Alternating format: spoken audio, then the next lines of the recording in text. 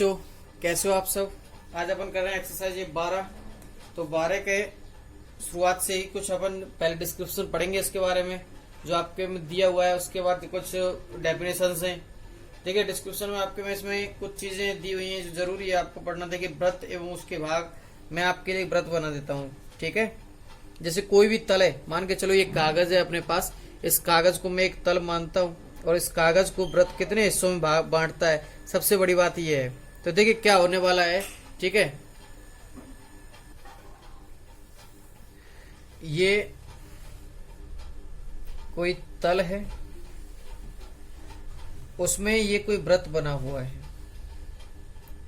ठीक है, इसके जो अंदर वाला भाग है इसे कहते हैं अपन अभ्यंतर। तो मैं लिख देता हूं व्रत के अंदर का भाग क्या कहलाता है, अभ्यंतर। दूसरी बात, ये खुद व्रत है। क्या है, एक खुद व्रती है। व्रत की परिधि जो है वो क्या कहलाएगी, दूसरा हिस्सा इसका। ठीक है, अब बात करता हूं ये हिस्सा जो बच गया है, छूट गया है तल में बाहर का, इसे कहेंगे बहिर्भाग, बाहरी हिस्सा। क्या कहलाएगा, बहिर्भाग। ये तीनों क्या हैं, एक व्रत है जो तल को 3 भागों में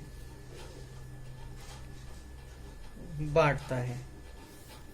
एक व्रत जो तल को 3 भागों में बांटता है। वो 3 तल कौन से हैं, अभ्यंतर, व्रत और बहिर्भाग। अब बात करते हैं, अगर वृत्तीय क्षेत्र की बात आती है, वृत्तीय क्षेत्र कौन सा होता है। तो वृत्तीय क्षेत्र में एक तो ये आता है अभ्यंतर और एक आता है अपने पास व्रत। ठीक है, इसके बाहर वाला व्रत में नहीं आता है। तो मैं लिख देता हूं वृत्तीय क्षेत्र का मतलब क्या होगा, अभ्यंतर प्लस व्रत होगा। ठीक है, बात आती है जीवा की। तो ये अगर अपने पास कोई व्रत है, ठीक है, इसकी परिधि पर स्थित किन्हीं भी 2 बिंदुओं को मिलाने वाली रेखा क्या कहलाएगी, जीवा। तो मैं लिख देता हूं व्रत की परिधि पर 2 बिंदुओं को मिलाने वाली रेखा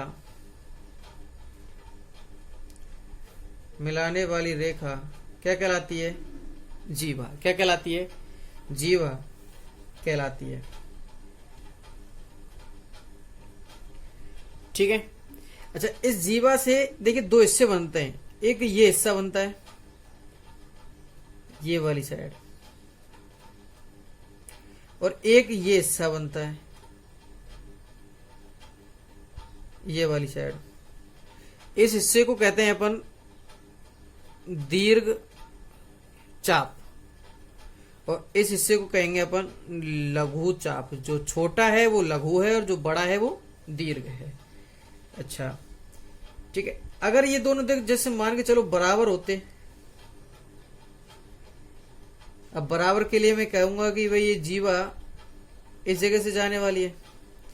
मैं कहूंगा कि व्रत की सबसे बड़ी जीवा, व्रत की सबसे बड़ी जीवा क्या होता है, व्रत का व्यास होता है। क्या होता है, व्रत का व्यास।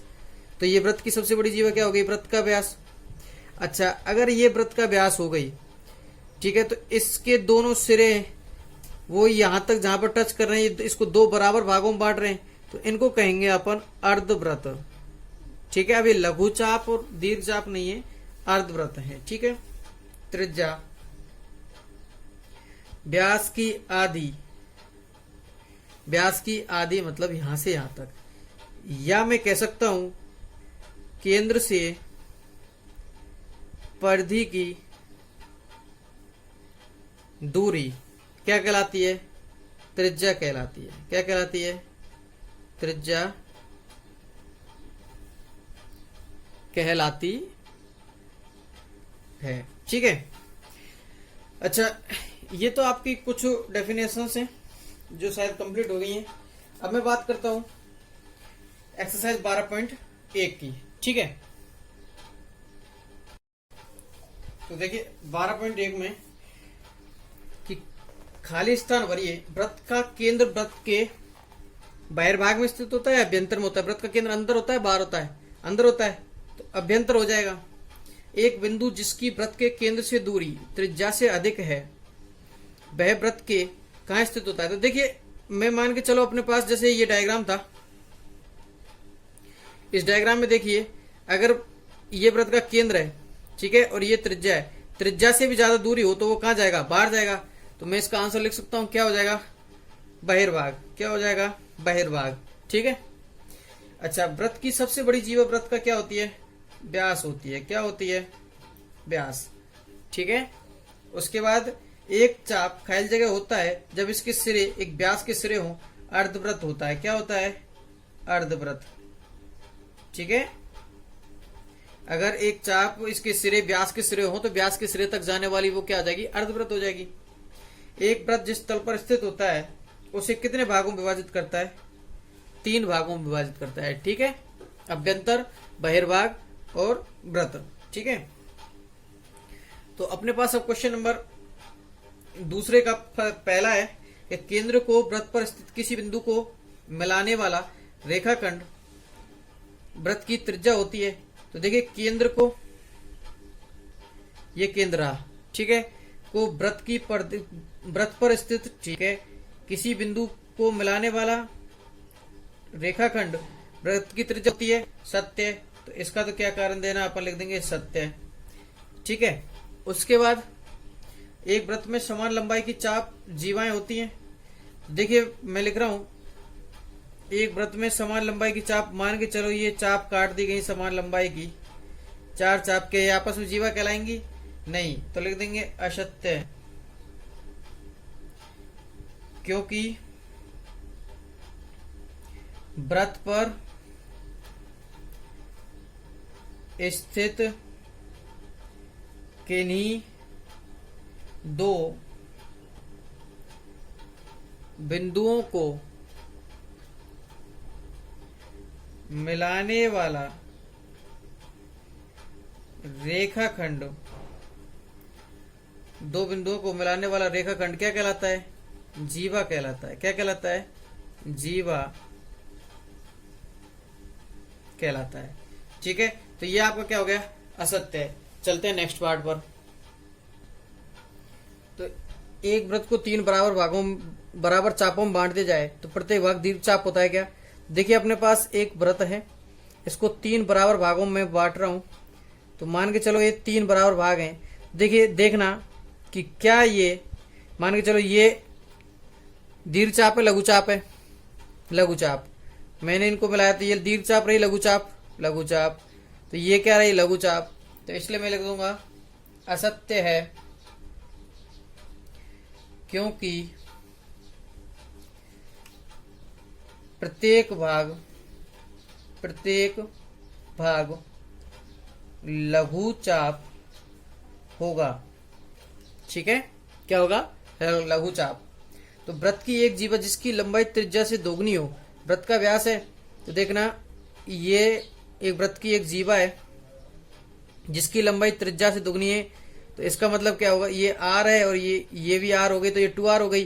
तो ठीक है, यही क्या हो जाएगा? वृत्त का व्यास हो जाएगा। अपन लिख देंगे सत्य है। ठीक है। वृत्त एक समतलीय आकृति है। वृत्त एक समतल पर बनता है क्या? बिल्कुल, तल को 3 हिस्सों में बांटता है और एक समतल पर बनता है। ठीक है, इसकी कोई ऊंचाई नहीं होती है, तो अपन लिख सकते हैं वृत्त एक समतलीय आकृति है। इसके आगे लिख देंगे सत्य है। ठीक है। उसके बाद एक तल पर स्थित उन बिंदुओं का समूह जो उसी तल को के एक स्थिर बिंदु से अचर दूरी पर होते हैं, एक व्यास कहलाता है। एक तल पर स्थित उन बिंदुओं का समूह, देखना मैं फिर बता रहा हूं, जो उसी तल पर स्थित एक बिंदु से इस बिंदु से अचर दूरी पर स्थित है। तो मान के चलो जैसे इस बिंदु से अचर दूरी पर स्थित ये बिंदु है, तो क्या यह वृत्त का व्यास कहलाएगा? नहीं, ये तो खुद वृत्त कहलाता है। क्या कहलाता है? वृत्त कहलाता है। तो इसलिए मैं लिख दूंगा असत्य है, क्योंकि एक स्थिर बिंदु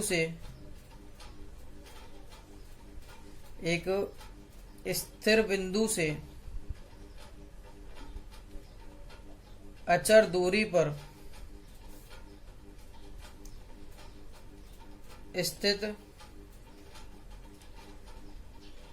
बिंदुओं का समुच्चय या समूह वृत्त कहलाता है। क्या कहलाता है? वृत्त। यह आपने बिंदु पथ में पढ़ा है, ठीक है। अच्छा, उसके बाद वह जीवा जिस पर केंद्र स्थित होता है त्रिज्या कहलाती है। वह जीवा जिस पर केंद्र स्थित होता है, जीवा क्या कहलाती? त्रिज्या कहलाती है? नहीं, असत्य है। क्या कहलाती है? व्यास कहलाती है। क्या कहलाती है? व्यास कहलाती है। ठीक है, इस तरीके से आपके क्वेश्चंस कंप्लीट हो जाते हैं, पहले और दूसरे, और 12.1 एक्सरसाइज भी आपकी क्या हो जाती है? कंप्लीट हो जाती है। धन्यवाद।